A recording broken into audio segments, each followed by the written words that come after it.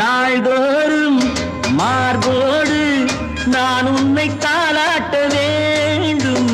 தாளாட்டு தாழாமல் நான் உன்னை பாராட்ட வேண்டும். சேல் கொண்ட கண்ணொன்று பாரென்னை பாரென்று செவ்வானம் போராடும் போது சிந்தங்கள் முத்தங்கள் நூறு. அந்த நூற்றாண்டு சிற்பங்களும் உங்கள் பக்கத்திலே வந்து நின்றாலும் ஈரில்லை யாரோ போடும் வெட்கத்திலே. வந்த இடம் என்னவோ சொந்தம் இது அல்லவோ. எங்கேயும் எப்போதும் கொண்டாட்டம். லில்லி மலருக்கு கொண்டாட்டம் உன்னை பார்த்ததிலே.